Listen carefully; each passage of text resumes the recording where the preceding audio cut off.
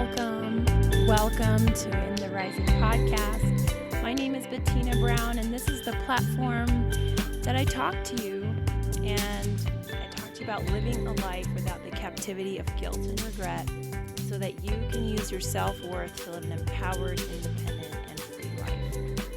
And I always start off by saying I am not a licensed counselor or psychologist, psychiatrist, but I am a student of life and a healthcare professional who loves deep conversation and really wants to figure out what makes us tick and what makes us feel connected. So if this topic or similar topics are of interest to you, go ahead and subscribe and leave a review. Stars are welcome, but I also enjoy receiving feedback, and that's down in the box below. So today I wanted to start off with gratitude. So I wanted to say thank you. Thank you for every listener. And if this is the first time that you're listening, welcome. And also thank you. Thank you for your time. So today's episode will be one of two, a little short series called The Audacity. And a lot of us are familiar with the phrase, well, that person had the audacity to call me at such and such time. That person had the audacity to cut me off. That person had the audacity to say that my child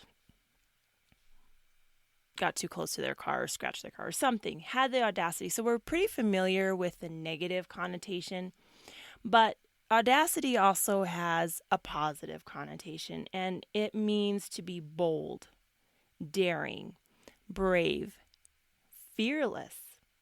And it doesn't mean that we always have to feel those things or have them internalized, but it does imply that we can behave in that way even without the feeling. So I just finished the book that's down below by Dr. Henry Cloud, and there's this one chapter where he points out something, and it was a huge aha moment for me.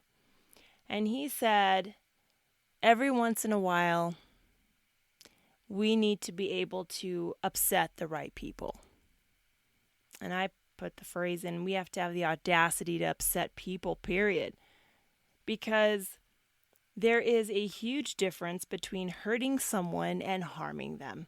And when you upset someone in the right way, upset the right person, there's a difference between that. You're not out to harm them, because there are definitely words, actions, of course, but words that we can tell someone that will only belittle them, will only make them question their self-worth, will only make them wonder what their purpose is, will only be there to serve you to make yourself feel elevated. And those are words that harm. But when you're upsetting someone because you're telling them the truth from your perspective, when you're being honest in kindness, and when you are being true and honest and kind and observant of yourself, observing and upsetting the right person. So, for example, I came up with this one. So you say your parents are in the healthcare field, and your cousins and your aunt and your uncle and your grandparents were in the healthcare field, and probably their grandparents were somehow in the healthcare field, and many generations back, someone was a shaman or a healer or an herbalist or something. So it is now expected that you will also follow in those footsteps, that you will do the same thing.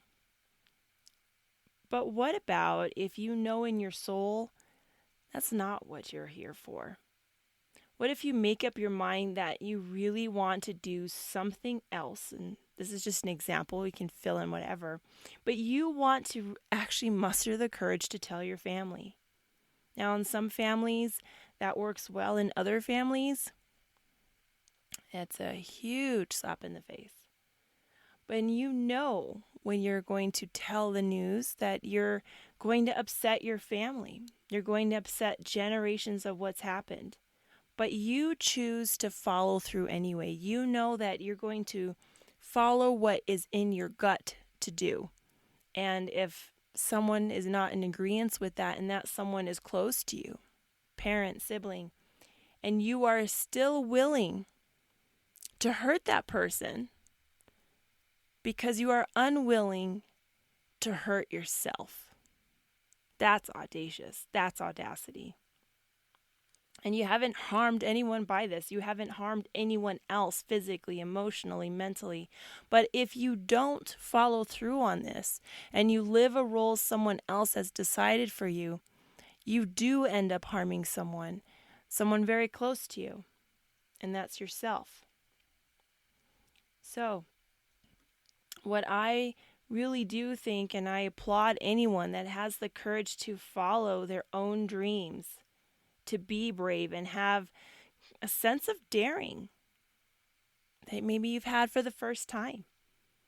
Knowing that you don't live your life by the hopes and dreams of anyone else, but only the ones from yourself. And in upsetting the right people, you're having the audacity to keep your own plan, even if someone gets mad, even if someone doesn't talk to you for a while. It is not our job on this planet to pull people out of their anger, out of their jealousy, out of their spite, or out of their misunderstanding, or their ill perspective. That's up to them. They need to figure that out. Our job is to have the audacity and courage to continue on with our own goals and keeping our cool about us, so that we have the audacity to honor the life that we have been given.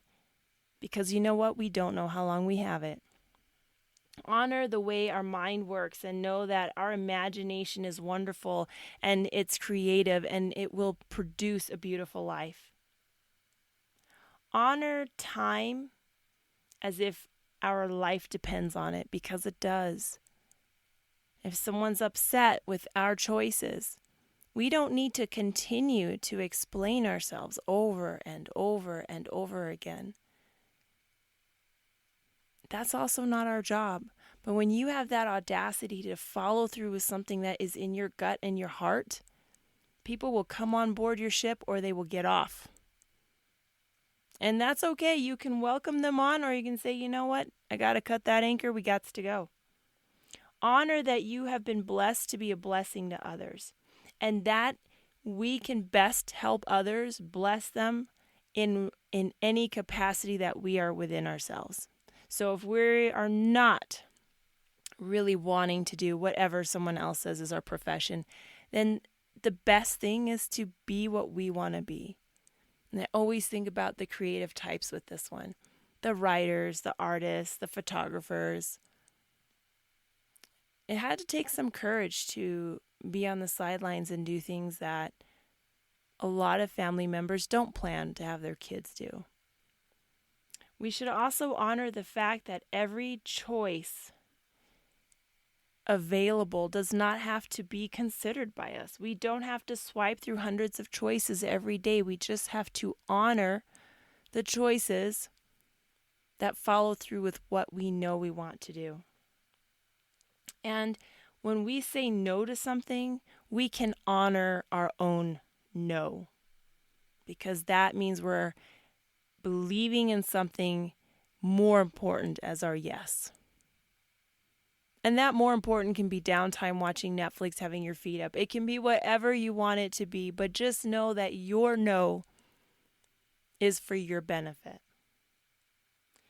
And the last one is having the audacity to live life, to really live it and not just exist in one.